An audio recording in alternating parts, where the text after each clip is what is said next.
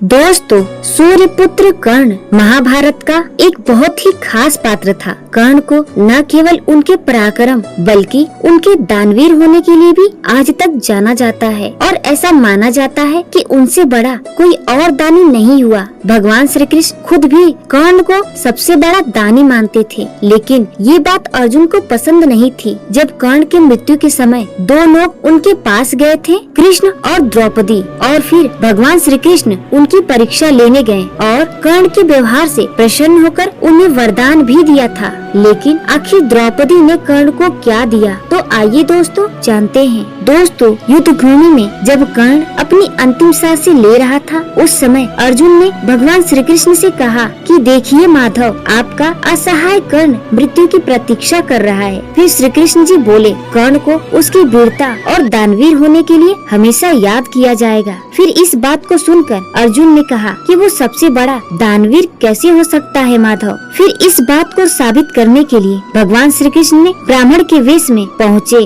और कर्ण को प्रणाम किए। फिर सूर्यपुत्र कर्ण ने उनसे वहाँ आने का कारण पूछा, तो ब्राह्मण ने बताया कि मैं आपसे कुछ दान मांगने आया था, लेकिन आपकी दशा देखकर अब कुछ मांगना नहीं चाहता, क्योंकि आप इस हालत में क्या ही दे पाएंगे। फिर यह सुनकर सूर्यपुत्र कर्ण ने पास पड़े पत्थर से अपने सोने के दांत तोड़कर ब्राह्मण को दे दिए। फिर इस दानवीरता से प्रसन्न होकर भगवान श्री कृष्ण अपने वास्तविक रूप में आ गए और कर्ण को वरदान मांगने को कहा। फिर सूर्यपुत्र कर्ण ने श्री कृष्ण जी से 3 वरदान मांगे। कर्ण ने पहले वरदान के रूप में अपने साथ हुए अन्याय को याद करते हुए भगवान श्री कृष्ण को अगले जन्म में उनके वर्ग के लोगों का कल्याण करने को कहा। फिर दूसरे वरदान के रूप में भगवान श्री कृष्ण का जन्म अपने राज्य में लेने को मांगा, और तीसरे वरदान के रूप में अपना अंतिम संस्कार ऐसा कोई करे जो पाप मुक्त हो। इसीलिए भगवान श्री कृष्ण ने उनका अंतिम संस्कार अपने हाथों से किए। लेकिन इसी बीच जैसे ही द्रौपदी ने कर्ण की मृत्यु का समाचार सुना, तो वो दुख से मूर्छित हो गयी और फिर होश आने पर वो दौड़ती हुई कर्ण के शव के पास आई और फूट फूट कर विलाप करने लगी। फिर उसके बाद उन्होंने कर्ण से उनके साथ किए गए अपमान के लिए माफी मांगी। द्रौपदी को बड़ा पश्चाताप हुआ कि क्यों उसने स्वयंवर में सूर्यपुत्र कर्ण जैसे महान योद्धा का अपमान किया था। तो दोस्तों, आपको वीडियो पसंद आई हो तो वीडियो को लाइक और कमेंट में जय श्री कृष्णा अवश्य लिखें।